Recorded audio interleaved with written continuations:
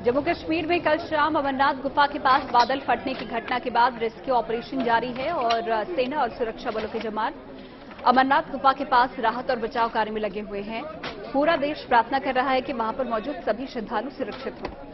कल शाम अमरनाथ गुफा के करीब 2 किलोमीटर दूर बादल फटा था, जो कि पानी अचानक जमीन पर आया और बहते हुए अमरनाथ गुफा के बिल्कुल नजदीक के नाले से बहना शुरू हो गया। पानी और मिट्टी पत्थर का ये सैलाब तेजी से नीचे बने श्रद्धालुओं के कैंप की तरफ बढ़ा और कई श्रद्धालु इसमें बह गए। पिछले साल भी बादल फटा था, लेकिन पिछले साल कोरोना की वजह से ये यात्रा नहीं हुई थी और इसीलिए कोई नुकसान नहीं था। लेकिन इस बार जब बादल फटने से तबाही मची तो हजारों श्रद्धालु गुफा के पास मौजूद थे। इस हादसे में 15 लोग मारे गए हैं। ऊंचाई से गिरने वाले पानी की रफ्तार इतनी तेज थी कि वो हो सकता है कि लोगों के बचने का वक्त उन्हें ना मिला हो। फिलहाल मौके पर राहत और बचाव युद्ध स्तर पर जारी है। प्रभावित लोगों को सहायता पहुंचाने की कोशिश लगातार की जा रही है।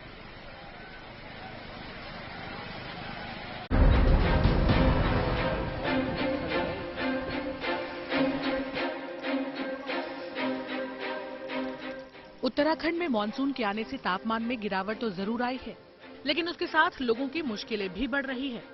पौड़ी और नैनीताल जिले के कुछ इलाकों में आज फिर बारिश के आसार हैं, जिसको देखते हुए मौसम विभाग ने रेड अलर्ट जारी कर दिया है। तो ये जो डिस्ट्रिक्ट्स के अंदर के हमारे की जिसमें कि जो है पिथौरागढ़, बागेश्वर और नैनीताल है, तो इनमें हैवी से वेरी हैवी के साथ साथ जो है एक्सट्रीमली हैवी रेन भी इक्का दुक्का जगहों में मिल सकती है।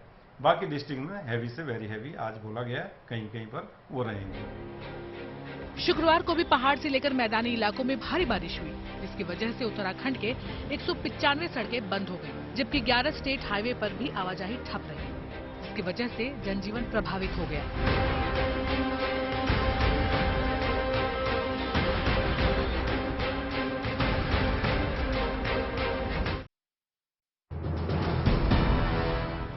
असम में आफत की बाढ़ से राहत मिलनी शुरू हो गई है। कई इलाकों में बाढ़ का पानी धीरे धीरे कम हो रहा है, लिहाजा लोग राहत शिविरों से अपने अपने घरों की तरफ रुख करने लगे हैं। बाढ़ की ये तस्वीरें असम के मोरी गांव की है। मोरी गांव में बाढ़ ने भारी तबाही मचाई है, लेकिन अब जब सैलाब धीरे धीरे कम होने लगा है और लोग अपने ठिकानों की तरफ लौटने लगे हैं, मोरी गांव की इन गलियों में घर गृहस्थी को साथ लेकर लौट रही इन महिलाओं में मन में बाढ़ का मलाल है, क्योंकि बर्बादी की बाढ़ ने इनकी गृहस्थी तबाह कर दी है।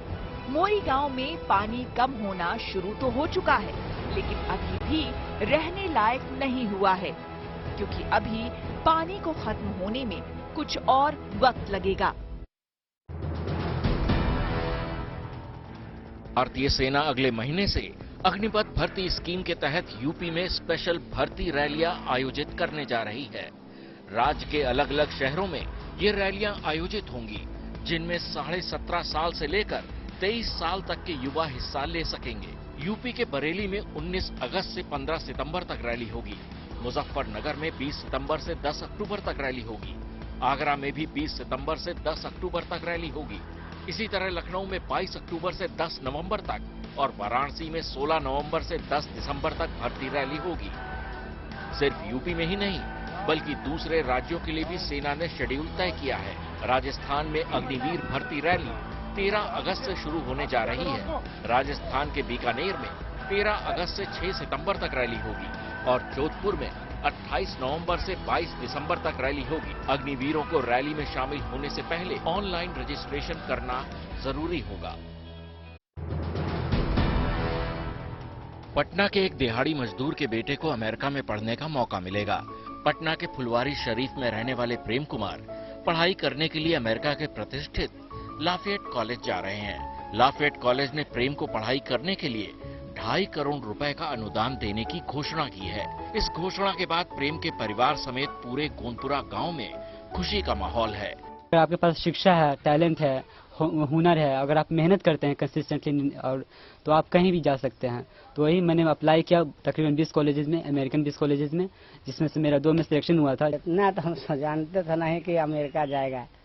प्रेम बिहार के महादलित मुसहर समुदाय से आते हैं और अपने परिवार से कॉलेज जाने वाले पहले सदस्य होंगे। उनका परिवार गरीबी रेखा के नीचे यानी बीपीएल श्रेणी में आता है। प्रेम ने हाल ही में 12वीं की परीक्षा दी है और लाफेट कॉलेज में वो मैकेनिकल इंजीनियरिंग और अंतर्राष्ट्रीय संबंधों की पढ़ाई करेंगे। रक्तदान को महादान कहा जाता है। पटना में रक्तदान का अनोखा मामला सामने आया है। पटना में एक ही परिवार के 15 सदस्यों ने एक साथ रक्तदान करके समाज को नया संदेश दिया है। पटना के बिजनेसमैन पारस जैन ने अपने माता पिता की शादी की सालगिरह पर अपने पूरे परिवार के साथ ब्लड डोनेट किया। दरअसल पारस जैन के माता पिता का कई साल पहले निधन हो चुका है। ऐसे में उनकी शादी की सालगिरह पर माता पिता की यादों के सम्मान में परिवार के हर सदस्य ने एक साथ रक्तदान करने का फैसला किया।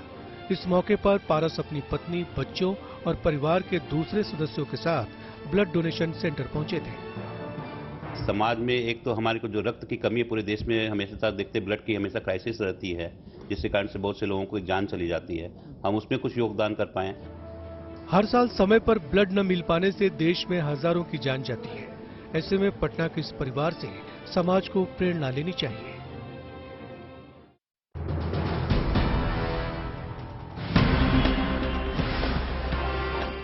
मथुरा के प्रमुख तीर्थ स्थल गोवर्धन का मशहूर मुड़िया पूर्णिमा मेला आज से शुरू हो गया।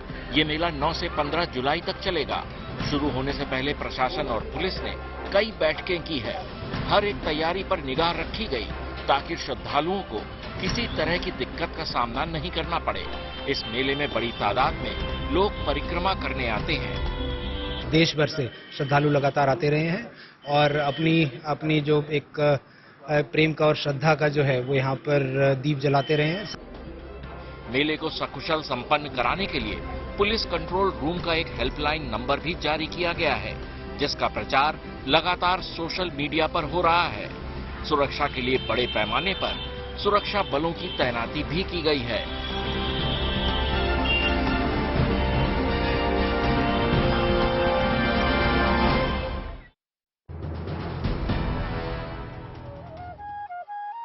बांसुरी की सुरों पर तान छेड़ने वाले इस शख्स का नाम है मुकेश। पेशे से ऑटो ड्राइवर और शौक से बांसुरी वादक। बचपन का शौक जिंदगी की भागदौड़ में कहीं पीछे छूट चुका था। मुकेश कुछ देर के लिए थमे। अपने शौक को उन्होंने फिर से अपनाया और आज नतीजा सबके सामने है। आर्थिक तंगी होने के बावजूद 50 रुपए महीने की फीस देकर मुकेश ने बांसुरी बजाना सीखा। ये मेरे को बचपन से लगन थी एक सीखने की, लेकिन मेरे को कोई गुरु नहीं मिले। फिर मैं गुरुजी के पास गया, गुरुजी मेरे को फ्लूट सीखनी है। गुरुजी बोले सीख लो, आप आ जाना। दिल्ली के त्रिलोकपुरी में रहने वाले मुकेश दिन भर ऑटो चलाते हैं और वक्त निकालकर बांसुरी बजाते हैं। मुकेश अपना शौक पूरा करने के साथ ही सवारियों का भी मनोरंजन करते हैं। रोटी कमाने की जद्दोजहद में भी मुकेश ने सपना देखना नहीं छोड़ा।